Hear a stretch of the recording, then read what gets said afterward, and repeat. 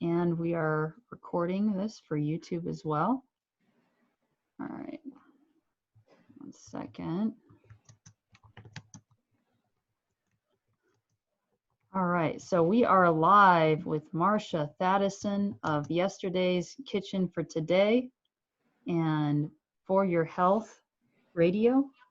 Marsha was an activist with me for a number of years, not just with me, but she was an activist with March Against Monsanto Atlanta, talking about organic food, GMOs, helping to educate people about what's going on with the food supply, the toxins, how to heal from them. So that's how I know Marsha. We did a lot of education on the GMO level. And I asked Marsha to come and talk today with me on Knowing Through Growing to talk more about what she's doing. So hello, Marsha. Thank you so much for coming. Thank you. Thank you. It's good to see you again. You look great.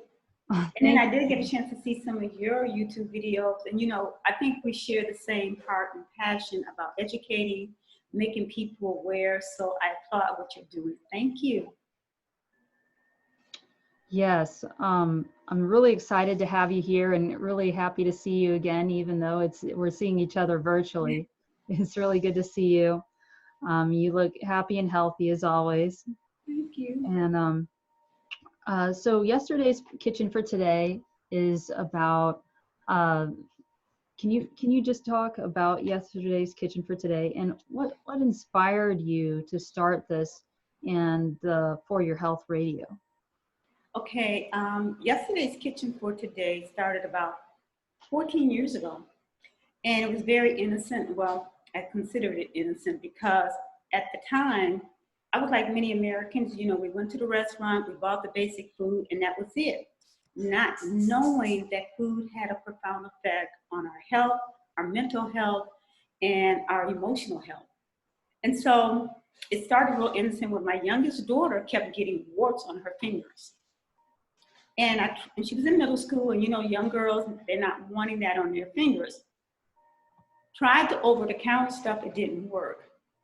Took her to the doctor, she gave her some medicine, that didn't work. And she cornered me one day coming out the kitchen and thrust her finger in my face, and she said, okay, I want it cut off, cut it off. And to please her, I said, oh, we're fighting this the wrong way. We need to fight this from the inside. Sherrie, I had no clue what I was saying, but I said it to calm her down. Go into my bedroom and I read my Bible. And as I was reading my Bible, I found a cassette tape that I had. I don't know who gave it to me or how I got it. It's by a lady named Sue Becker. She has the Bread Backers out in Woodstock. Put it in the boombox. I'll show you how old it was. I put it in the boombox. And the first thing she said, I took my daughter to the doctor who practiced medicine the old way because her daughter had warts on her fingers. And I'm thinking, whoa. And the doctor told her, oh, take her off of white flour, white sugar, white rice, and increase her vitamin E. And I'm like, okay, this must be an answer. I did that. I took all the white stuff out, gave her, and actually my husband, who's now deceased, I told him to pick up some vitamins from the health food store. Where did he go? General Dollar. I'm like, really? It's cheap synthetic vitamins. So I told her, take as many as you want. And she did. And I started purchasing fresh meal bread. Within 2 weeks, the warts were gone. My husband at the time, who had a lot of belly fat, that was gone. And I'm blown away. Warts gone, belly fat gone. What just happened? That sent me on a journey to start researching about our food. And I didn't realize white flour, white sugar, white rice, all of that has been bleached. In the early years in the United States, people had their own farms, they milled their own flour, the whole bit. So we didn't have these issues that we're having now.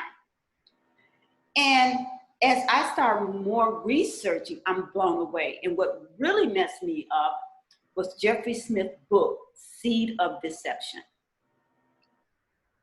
When I read his book about genetically modified food, I'm mad because I had no clue. And I want others to know too. because we're sitting at this table eating food that are killing us, and we had no clue. So I signed up with Jeffrey Smith, Tipping Point, did some educational online classes with him to become an advocate spokesperson for the March Against Monsanto. And that's where we came in, we met, and I'm out there at different rallies, educating people and sharing with them about genetically modified food. And because of that, being a mom and a grandma, I wanted the next generation to know. And so that birthed yesterday's kitchen for today, where I want to be able to teach the next generation how this food is having a profound effect on their children, on their academic skills, their behavior skills, all of this in our health. It's taking us out. So that's how it was birthed. And then from there, I'm meeting people like yourself that have that same like mind, who've taken this journey, changing what's on their table. They got better health. You know, Brenda Cox, who owns a Living Food Institute in Atlanta, she just recently sold it to Beth. And different people, Mike McAfee with the Raw Milk Institute, these people who were making profound changes in other people's health with products, farming, and I wanted people to know who they are and how they use food to heal their body. So yesterday's kitchen for today is where I do home parties, I do workshops, showing people how to use equipment from yesterday, because we have a lot of people who are going back off the grid, want to do things without electricity. So with yesterday's kitchen for today, we can show you how to make homemade butter the old way, just like our grandparents did. Or we can do it to do today's women. Today's women said, wait a minute, I don't want to sweat, but I want the same result. And so now we have electric equipment, we have non-electric equipment, and showing people how to be able to prepare and take care of themselves and go back to eating the healthy foods. That's an incredible story. I love what you're doing. I think it's so powerful, going back to the roots of how food is supposed to be made, how it was before we had all of these chemicals, toxins, GMOs, processed foods, all of that. So. And it's really amazing. Whenever I do a workshop, I meet someone that says, oh my God, I remember my grandmother did this. Or I remember tasting it. One time I made some fresh homemade pound cake, milling with spelt grain, fresh cream, fresh butter. And one lady tasted the cake and started crying. Oh my God, this remind me of my grandma's cake. So people have that memory. The older generation have that memory. So we got to remind them of what it was like to eat from that table, because the table we're eating from now is definitely taking us out at an early age and causing all kinds of havoc within our mind as well as our body. Yeah. So I'm wondering, the doctor that you went to for the warts, was that a holistic doctor, an integrative doctor? How did you find them? Well, that's when I found the cassette tape in my bedroom by Sue Becker. She has the Brett Becker down in Woodstock, where she milled fresh wheat. I don't know who gave me that tape, how I got that tape, but I had that cassette tape. And I popped it in that evening. The same evening I told my daughter, we got to fight this from the inside. It was kind of to me like a revelation that he was guiding me to helping her to get rid of the warts.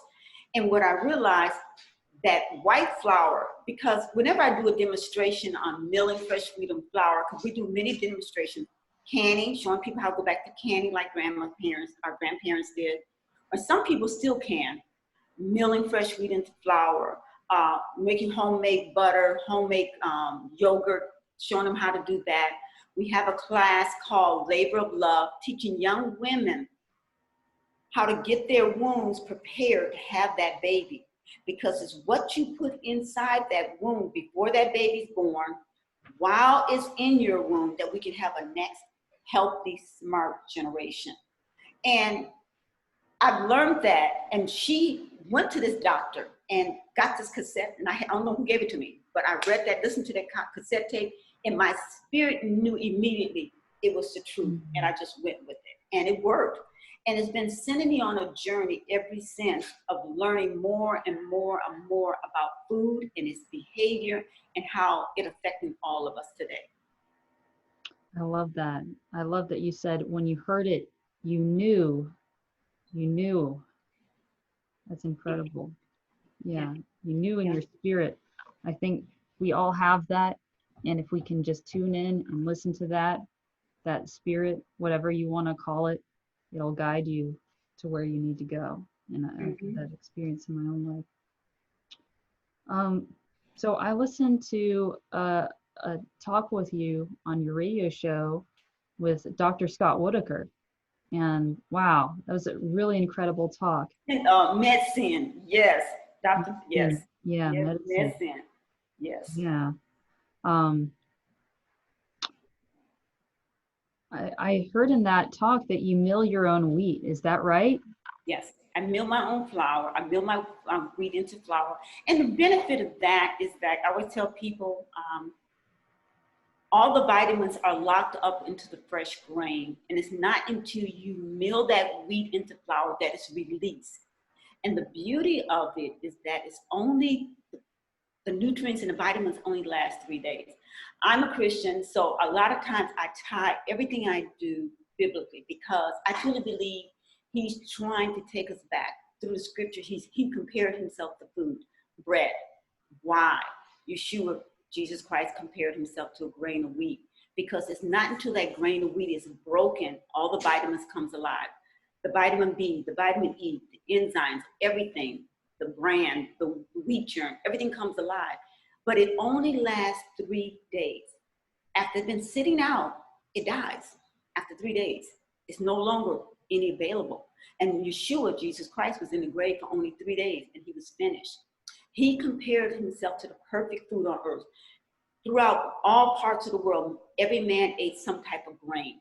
So, and we can store grain. And one of my favorite grain is spelt. Why spelt?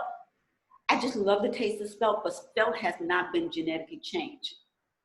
The wheat we have today is not the wheat that was our ancestors and our grandparents grew up with. That's not the same wheat. It has changed. So it's called the miniature wheat, where they've grown it up. And I think in Matthew, he talks about the wheat and the tare growing together. Monsanto has planted the tare among our wheat, and that's why many people have the Crohn's disease, celiac, and say, oh, I can't eat bread no more. So we want to take people back to the original table that you can mill your fresh wheat and you can store grain. And how did we get spelt back again in civilization? Because it had died off. It's when they opened up King Tut's tomb and they excavated all his treasure. A grain of buckets and buckets of wheat was in there, and that they had in sealed containers. And a farmer in Oklahoma start regenerating. And we can save grain. I have buckets of grain stored up that if I don't use it, my grandchildren can use it. So we can be able to save and take care of the next generation. And you know yourself with Monsanto, and a lot of the seeds have been genetically altered and changed. So one thing too, on my blog talk radio and then on my website, and whenever I do a class, I'm telling people, grow your own food. Make sure the seeds you have are heirloom seeds, because it doesn't make sense for us to be buying seeds that are hybrid or genetically engineered or changed. We want the original seeds. So purchase heirloom seed. And people say, well, that can be expensive. Well, if you're purchasing organic fruits and vegetables, save the seeds. You buy green peppers, save the green pepper seeds and be able to save that seeds. And you may not have to use those seeds. Maybe your children have to use those seeds, but we want to be able to save seeds because we know about the Doomsday Vault that's in Arctic, Norway, where they're opened up February of 2005, where United States government, Bill and Melinda Gates, the Rockefeller Foundation, country of Norway, and these people have built this Doomsday Vault where they're saving heirloom seeds. They're collecting heirloom seeds from all over the world and storing it in a bank. And their reason is behind this is we have any nuclear war, we have anything going on, we can repopulate the citizen or repopulate the world. I I don't want the government holding my seeds. I don't want nobody holding my seeds. I hold my own seeds. And that's what I tell people, stop depending on someone else to hold something for you or to feed you. Learn how to feed yourself and your family. Become self-sufficient, learning how to look out for your neighbor as well as your families and your friends to feed each other. And that's how it was years ago. And we need to bring that and circle that back again today. Yes, I love that. And I've started a garden since the pandemic started. And well, I'll say restarted because I had one years ago. And I've started saving the seeds, which I don't normally spend that much time doing that, but I've taken more time to save the seeds because I know it's hard to find them on the market right now, especially organic heirloom seeds. Yeah. I was looking online, a lot of places they're out of stock. And here we are in the midst of pandemic. This is why a lot of people have been prepping, and it's kind of funny. Prepping has been a joke for a long time. It has. Yeah, but it's not. And like you said, prepping been a joke. When I first started Yesterday's Kitchen for Today, I initially started selling grain in 50 and 25 pound bags, educating people on how to store the grain long term as well as short term. And one gentleman that worked for Emory would purchase the grain from me. And he would say, Marsha, you need to educate your community about being prepared, because he was a doomsday prepper. And that was what, 11, almost 12 years ago? And I'm like, okay, what I need to prepare them for? And so I said, is there a war going to happen or what's going on? He said, no, you just need to be prepared because you never know what's going to happen to this country. So he gave me a list. Whenever he gave me a list of things that what people should have or what we should do, I just put the list down. I just wrote it out. Because he was older than me, he's wiser than me. So I'm writing it down. So anytime I do a workshop, I educate people. Here is a list of what you can do to prepare in case a natural disaster happens. I was born in New Orleans, but raised in Wisconsin. And watching Katrina on television and watching these people waiting for the government to come rescue them, feed them, wasn't sitting well with me. So I'm telling people, coming from Wisconsin, even though, I live in Georgia, one practice I still have, I keep jumper cables in my car, keep a blanket in my car, keep another gas can, or sometimes I used to keep salt because getting stuck in the winter is no fun. So all that preparation of driving around in Wisconsin in wintertime is still with me even to this day. The stuff is still in my car. So I'm educating people, say, let's prepare and let's train our children to be prepared for this. It's time, I tell people, reality as we know is being shaken. So put down the television, put down the iPad, put down the phone, and you're going to have to get busy and train the next generation to take care of themselves. That's my passion as a mom and a grandma, is to making sure. So I start putting this list together. But here it is, Sherrie. A friend of mine who's a raw chef, we do workshops together. She's vegan, and I have her on this vegetarian. I'm not vegan, I'm not vegetarian. All I'm gonna tell people, I wanna eat what's real. Give me the real deal, I'm cool. She called me and said, Marsha, there's a natural disaster training program in Fayetteville, Georgia. Because you educate people, I think you need to check that out. I called this church and said, hey, I wanna participate in your natural disaster training program. I want you to hear what this church told me. She said, ma'am, it's a 3-day training, but you can only attend 1 day. And I said, why is that? She said, we are a closed pod. Okay, what's a closed pod? This is what I learned in Georgia, and there's some other states that does it too. If there is a war, natural disaster, chemical warfare, or civil unrest, because they train with CDC, FEMA, and the Red Cross, I think it's for 2 years, maybe 3, not sure. They get the food and the medicine first. And they're designed for people that's a part of that pod, and that pod only. So my question to her was, okay, if I see people going to your church and this disaster is happening, she said, oh, we will direct you to where an open pod would be. And I said, well, who sets up an open pod? And she said, the government. So every time I do a workshop, I'll always inform people about the closed pod, that there's corporations, citizens that have come together collectively to train and be prepared for some type of disaster. And many Americans are busy watching reality TV when our reality is being shaken, and they have no clue. And when I shared this, and I've had many people, one workshop I was at, a pastor said, oh, I'm part of a closed pod. We can't give you the location, but I got my suitcase packed and we know where to go. Wow. So I just can't, me, myself, and I can't do that. So anytime I do a workshop, and that's the purpose of the Blog Talk Radio show, is to educate people what's going on, what's out there to make your health better and the health of your children with little to no cost, because food is your medicine. I believe that. Yes, food is medicine all the way. Yeah. I love that. And yeah, I don't think we can trust the government.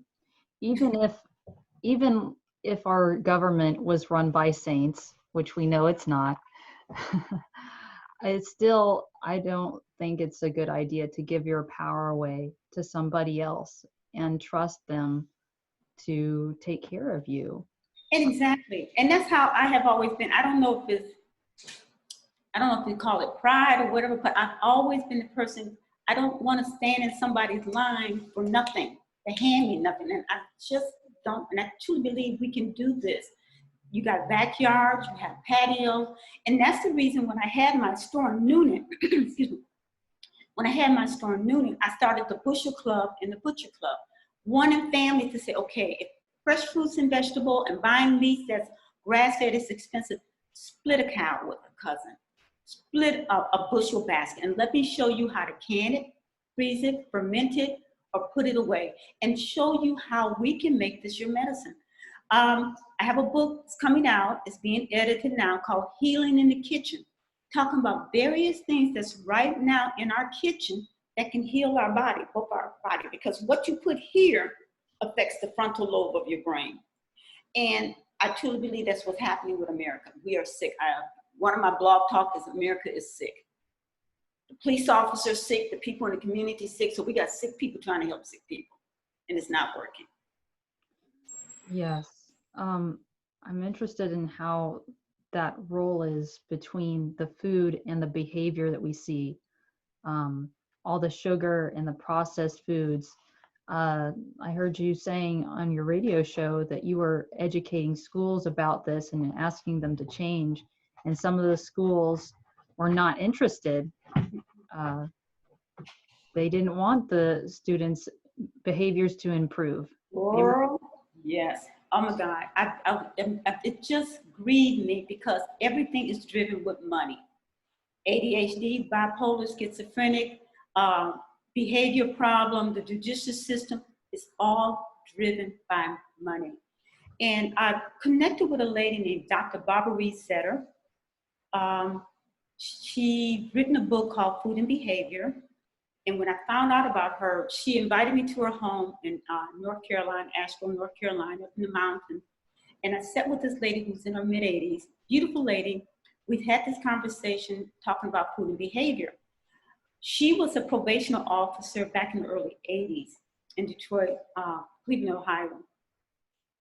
And she said she was agitated, couldn't focus, the whole bit. She found a book called Sugar in the Criminal Mindset that was written, Sherrie, back in the 1930s.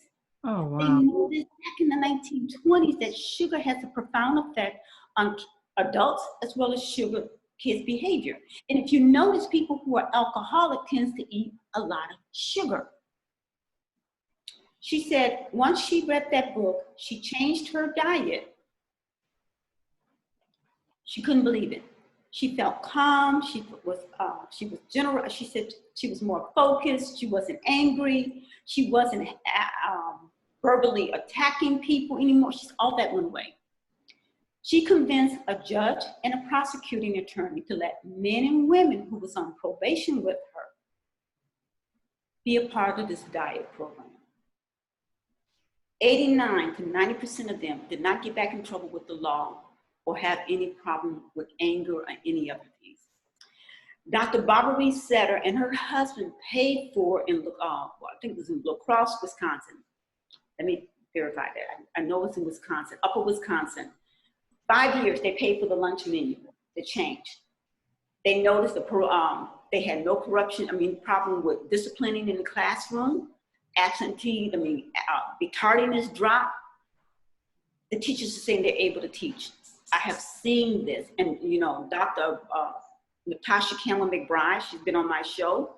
She's written a book called The Gut Syndrome. We teaches her diet because her son was diagnosed with autism at the age of 2. And she's a neurosurgeon. She said, wait a minute, I'm helping everyone else. Let me help my child. And changing their diet, her son is in his late 20s, no autism spectrum. And people who've done that GAP diet, their kids are no longer on the autistic spectrum. And there's a window we can get our children back from ADHD, bipolar, schizophrenic, even behavior problems by feeding them the right food. And we can feed them prior to being in our wombs, while they're in our womb, and when they come out of that womb, to bring smart, calm, healthy, young adults with food. It's incredible. I think it's a message more people need to hear.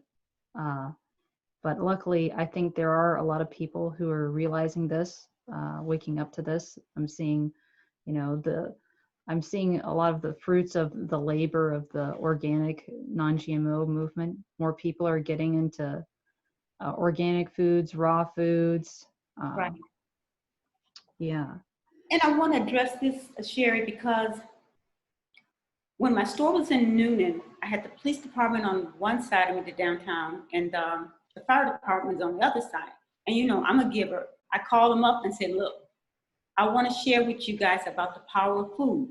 You guys are on the front line, so you have to be healthy, both mentally and physically, to do your job. So I did the fire department. When I went up in there, they didn't even want me there. You should have seen the attitudes of them. They're like, why are you here? What are you doing? So I went in there with fermented foods, because fermented food is very powerful for healing the gut and putting the probiotics in there. Went in there with some fermented kefir, fermented kombucha, some fermented cabbage. And I talked about 8 points on why they want to ferment the food. They sat there, they came in looking like I'm about ready to pull their teeth out. But as we went on with the program and I had them sampling, the ice melt, they became so engaged, and they said, oh my God, I made the connection. There was one that was texting, his name is Richard. He was texting all through the presentation. I kind of ignored him, but just kept on doing it. Come to find out he was on 9 medication. He was texting his wife, said, meet this lady at her store when I finish. So Richard has also been on my show, and he went back to school to get his health coaching business to help others, showing him that we can do this. And he was off 9 of his medication with diet. And I did the lieutenants, I told the lieutenants, and the reason why I did the police department is because they had an incident I watched on the news where this counselor was helping an autistic little boy. And someone had called the police, and they said the little boy had a gun or whatever. But the counselor, who was an African-American, had his hands up and he had his feet up. And he said, don't shoot me, I'm his counselor. Had no weapon, but the officer shot him in the leg. Oh. And from his hospital bed, he was being interviewed, and he says, I asked the officer, why did you shoot me? And the officer said, I don't know. When he said that, Sherrie, my spirit grieved, and I'm like, oh, I know. Because when I did the thing with the police officers, I went in there, I told the lieutenant, I need to do a presentation because you guys got a dirty little secret you don't want nobody to know. He said, what's the secret? I said, y'all can't remember nothing. You go from one scene to another, and y'all going and everything getting messed up. So your gut is messed up. But I want people to think about this. The officers are serving in an area that are poor foods, drive-bys, drive-throughs, whatever, a lot of them don't take their food with them. So what you feed this gut affects the frontal lobe of your brain, which is your judgment, your emotions, your fear. They are fearful. They are afraid. The people in the community are afraid. They're eating the same food. So we get everybody's gut is all messed up. And what doctors have realized in learning that if you feed your child or you feed yourself a lot of carbs and a lot of sugar, and you have yeast building up in your gut, people are actually getting drunk without taking one drink of alcohol. And it's called the brewer's syndrome.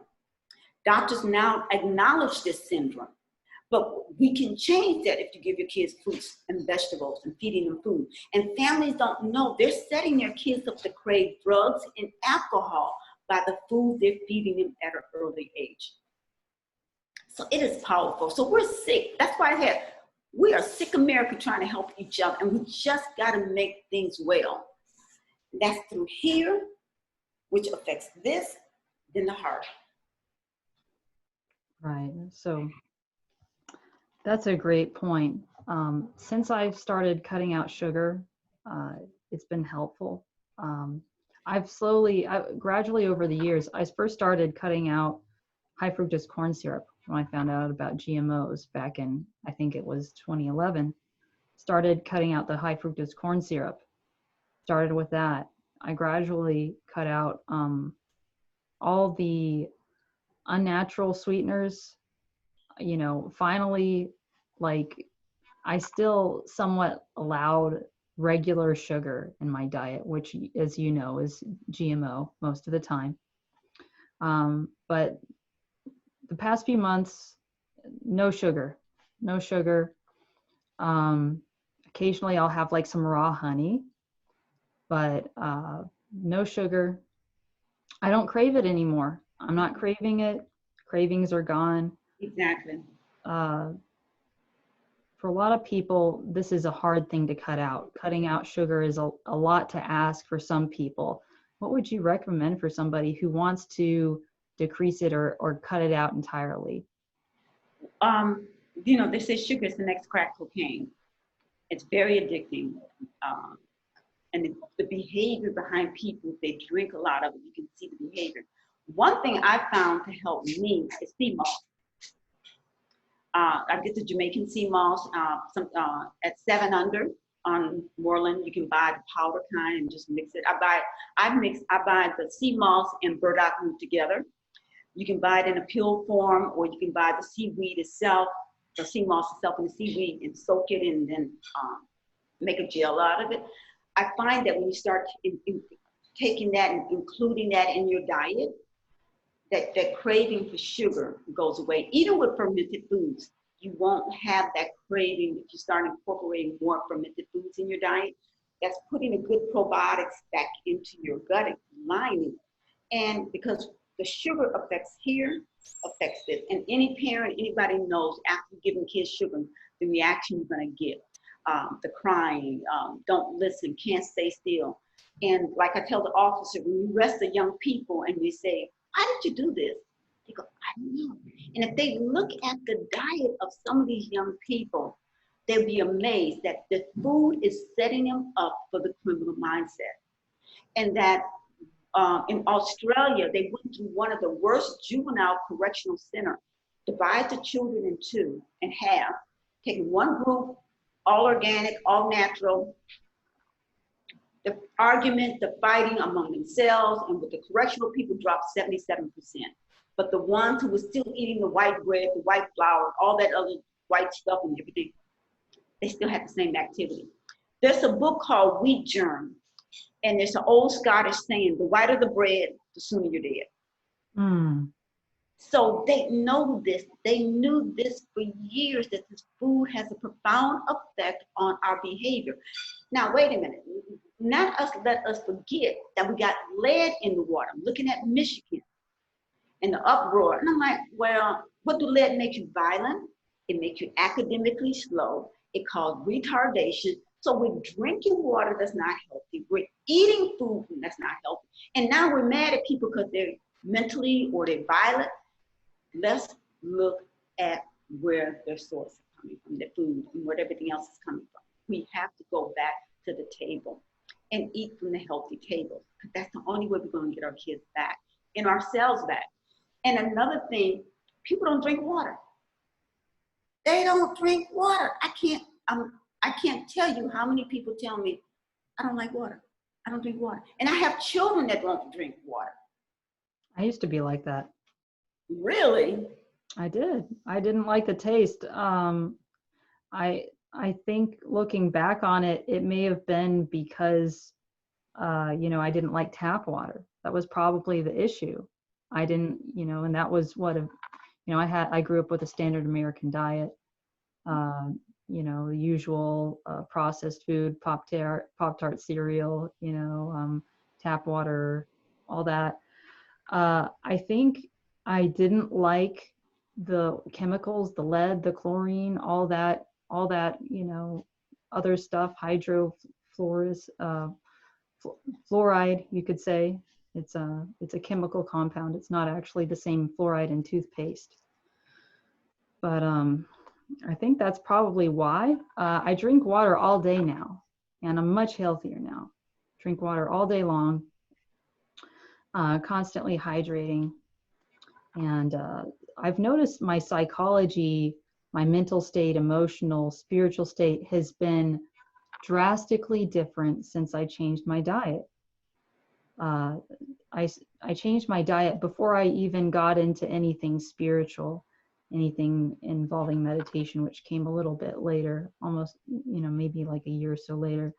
But just changing my diet, taking out that high fructose corn syrup, I noticed my acne went away. I had a lot of acne when I was a teenager.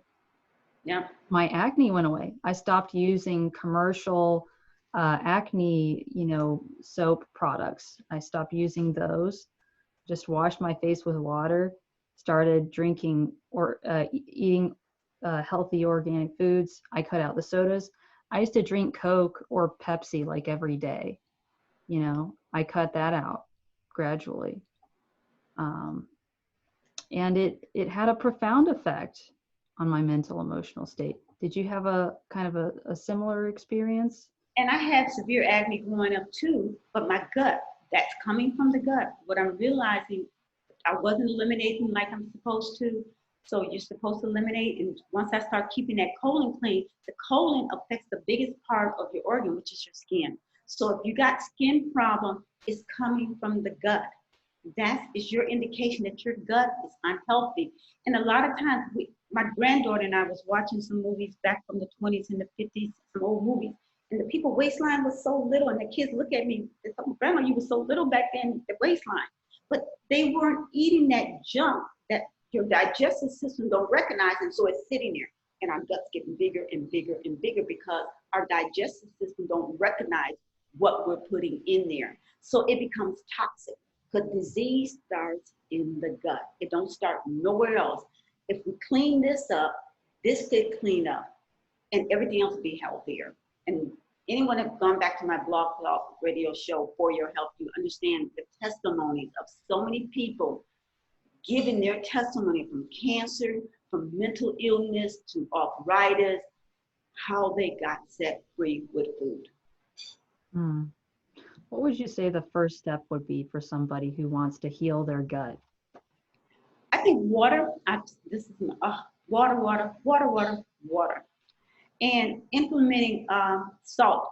And I know I'm saying this wrong, but people say, "Oh, I can't do salt." No. The umbrella, the little girl with the umbrella only has 2 minerals. Our body needs 102 minerals per day, and we're not getting that in our body. So our water's not running to the natural creeks and the rivers to pick up the natural minerals. Our food been depleted of minerals. So it's our job to put those minerals back into our diet. And to me, the easiest way to do that is with water. And I always encourage people to take the pink Himalaya sea salt has 84 minerals. The Redmond real salt has 60 minerals. And then you have the Celtic sea salt can have close to 90 minerals. Adding those salt, taking 1 or 2 teaspoons and add it into a gallon of spring water and drinking half your weight in water in ounces. It's going to be hot, so if you sweat a lot, you want to be able to drink more water because your sweat is salty, your urine is salty, and your blood is salty. So we have to replenish that. And guess what? When you go to the hospital, the first thing they hook you up to is what? Saline, salt water. Your body needs it. Your brain sits in salt water. And salt is a preservative. So if you're taking that salt out, you're taking out what preserved you. Our ancestors, what did they do when they wanted to preserve their meat? They packed it with salt. They preserve it. I was going to do a thing over at Spelman. I was kind of praying about the presentation I was going to do because I was going to do one on salt for the young girls to teach them about using salt for their teeth. And I found this scripture, I think it's in Chronicles, I can't remember where the verse was, when God made a salt covenant with David. And I was thinking, he made a salt covenant with David for generations and generations to come. And I'm like, what's a salt covenant, Lord? Why are you making a salt covenant? He was preserving them. Salt preserves you. So we're taking out of our body what will preserve us. And so when I do my workshop, and we talk about every ingredient that's full of food, that's from herbs to seasoning that heals the body. And salt and water is one together as very powerful. Telling people to incorporate that because over 20 years ago, I used to be able to tell you when it was going to rain and when the temperature was going to drop. When I started incorporating the salt in the water, remineralizing my body, I can't tell you nothing. I have to wait for the weatherman to tell me it's going to rain or the temperature is going to drop. Because our body's looking for these minerals, and that's where everything starts aching and hurting and going. And your brain dries out. You go in a room. What was I going to do? And you walk back out, can't remember what you're going to do. Your brain sits in salt water, so you have to replenish that salt in the water. Otherwise, that nervous system that allows that message to travel back and forth dries out. We're drying out. We start wrinkling up and start hurting and everything start aching. So I'm on this journey to say, okay, how can I do this getting old gracefully? And I'm able to move. My grandmother lived to be 105, so I'm trying to get close to that as possible. 105, yes. I think we can all do it. We can, and that's a very easy, simple. But let me tell you, a lot of people who don't have jobs, don't have health insurance, and the worst thing to be is have a toothache or tooth pain, and you don't have the money to go to the doctor or to the dentist. That pink Himalaya sea salt, I'm telling you, it was 9 years ago. I'm always going to these different workshops to learn something so I can take it to the mountaintop or take it to yesterday's kitchen for the day or for your health blog talk to tell it. Following my daughter to the mall. I'm not a mall person, so I'm just kind of hanging out with her and bought me some chocolate covered peanuts. I don't have no insurance. Cracked my tooth. I'm in pain. But I truly believe God set me up because the week that I was scheduled to be at that workshop on how to cure your mouth of tooth decay, I cracked my tooth. I said, oh, this is a lesson. Lesson 101. I had some essential oil, peppermint oil. I put it on the tooth, trying to help it. It helped a little bit, but the pain kept coming back. It was rent time. The man wanted rent, and I couldn't do that. Go to the dentist because he wanted just too much at that time. So I go to this workshop. It was done by Weston Price. I'm a Weston Price member. Love their foundation and love them teaching because Dr. Weston Price was a dentist that practiced medicine in the late 1800s to the 1920s something. Very wealthy, prominent doctor, dentist that was associated with the United States Navy. Him and his wife traveled throughout all over the world looking at people in remote villages that had no touch with civilization, no doctor, no dentist. They didn't have tuberculosis, which was prevalent, real prevalent here in the United States. No cancer, no arthritis, no dementia. And the people have never seen a dentist and never brushed their teeth. And their teeth were straight, white, no cavities, nothing. All through diet. But I did not know. I knew food can heal your gut, your body, your joints. But I didn't know it can heal your teeth. So I'm tripping. I'm sitting there and I'm like, oh my God, did I just hear him say this? Man, 59 years old, he had all his teeth, and his teeth, I'm like, okay. And I'm listening to these women who changed their kids' diet. Oh, my child had a cavity, but it disappeared. What?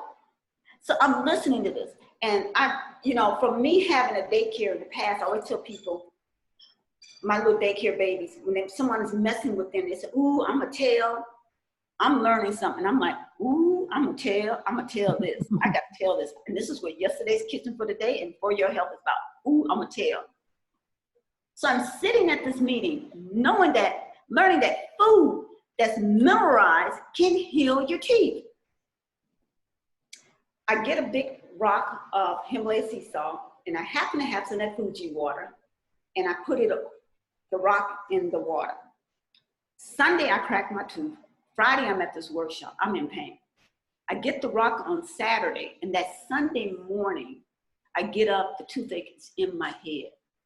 I go into the bathroom, and I rinse my mouth. Instantly, it stopped. And some of the plaque that I had on part of my teeth disappeared. I've been to a workshop where a young girl was bent down. She couldn't even focus. And I'm doing a workshop, and I said, what's the matter? She said, I got a toothache. I can't help it. My tooth hurt. I didn't have my car, but my daughter brought me the car, and I had some solution that I had did a demonstration. Gone. A customer in Noonan bought some, put the rock in some water, had forgot about it. And she called me, and about 2 years later, she says, Miss Marsha, I remember being at your workshop, you said something about salt and water helping with your tooth. I said, did you buy some? She said, yeah, I bought some. She said, but I threw it out. I said, oh no, that was gold, because the longer it sits, the more mineralized it is, and it worked like magic. My sister-in-law did the same thing. Her husband cracked his tooth on a Friday. She didn't remember about me and the salt until a Sunday evening. And he said, I was in pain all this weekend, and I could have been out of pain. But I'm telling people that food is designed to be your medicine. And I want to be that grandma and that mom and say, come on, baby, let me show you how that's done. Let me show you how you can get your health back. And how you can, if I found out brushing your teeth with that constantly, you would never have a cavity.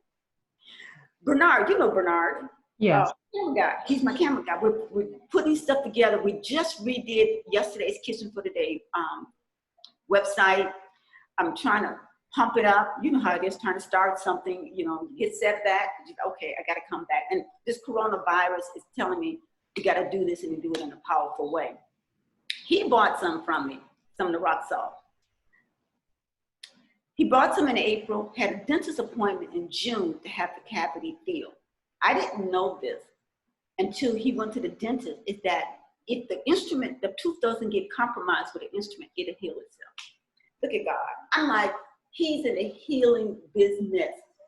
So food, bone broth is mineralized. That helps with fermented food. So we're taking people back to the kitchen and say, come on. And I truly believe when Psalm 23rd, in the 23rd Psalm, he says, I go to prepare a table before you in the presence of your enemy. That's going to be Monsanto's and all these companies that putting all this crap in food to make people crave it and become sick. Bear now. Bear. Yes, bear. Okay, yes, bear. Correct. Stand to be correct. Yes, bear. Yeah. But we can do this, and it don't have to cost a lot of money. It's just going to cost a little work, a little sweat. But I think that's well worth it, so you don't have arthritis or cancer or having your teeth all taken out, or you have all kinds of health issues or mental issues, because this affects this. And if we clean our kids' gut up, we get our babies back. I'm truly convinced. I love that. I love that. Thank you so much, Marsha.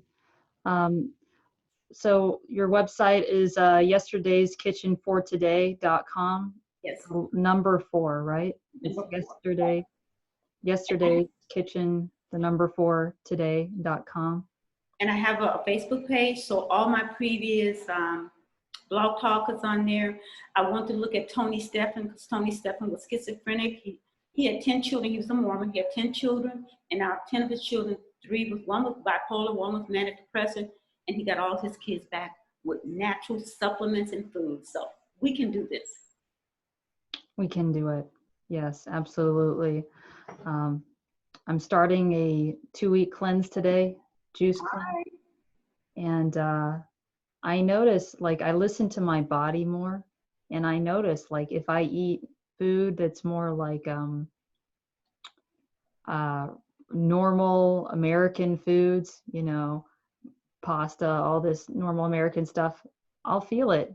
You know, I'll feel it in my gut, and I absolutely see why they call the gut the second brain. It is the second brain. Yeah, it is the second brain.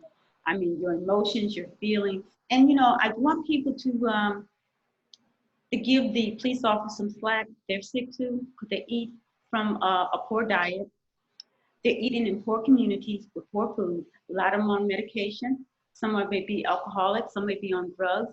We need to get them help. If they're on the front line to defend us, it's like our doctors, our nurses, our parents. We want them healthy so they can look out for the next generation and take care of the community. Sick people can't help sick people. We have to make sure people are well and sick. And that's why I'm always passing out salt and natural stuff to them and say, look, you got to be in a good frame of mind to do what you have to do. So I truly believe that if we all eat from the right table, alcohol plays a big part of making poor judgment. Drugs make a big part of it. Sugar is the next crack cocaine. And we see in the grocery store, if you walk in the door, if you're standing in the grocery line, they got sugar everywhere, everywhere, enticing you. But like I said, I'm not vegan, I'm not vegetarian, but what's equals real grass-fed meat. Honey is healthy for you. Showing you how to use this food for medicine and not to overindulge. You be good. We all be good. Community be good. Your homes will be in peace. So if the home's in peace, the community will be in peace, and everybody else will live in harmony. I truly believe that. I love that. I love your message, Marsha. Thank you. So much to learn. Thank So much you. to learn. All right. Thank you. And the rock salt, can they find that on your website? Yes. Yes. I just got to add that on there. We're doing some new things, but yes, they'll be there. The rock salt will be there. But the pink Himalayan sea salt is 84 minerals. And I'm telling you, there's so much different foods out here that I want to introduce to people that the USDA put a muzzle on a lot of companies and what they can say and can't do with your food or the products they have. But if something works for me, I can tell you what works for me and how it worked for me, how I use it to benefit myself and my kids' health. So, and that's what my blog talk is going to be about. Oh, let me tell you what the salt can do. Let me tell you what cayenne pepper can do. Let me tell you what water can do. Let me tell you how you can do this and how you can bring this together for better health, both in mind and body. And that's why my tagline is putting the power of good health back into the hands of the people. Because it's what we put in our hands affects our mind and our body. Amazing, amazing. It's been wonderful talking to you and seeing you again, Marsha. Thank you so much. Everybody be blessed, and let's live in harmony and peace, because if we go to the table and eat the right food, we will be there. I love it. Yes, yes. All right, so check out Marsha, Yesterday's Kitchen for Today, for your health radio. Yes. And I will link to that in the description here, so you can check right. it out in the links. And I'll talk to you later. Take care, All right. Marsha. Thank you. Bye.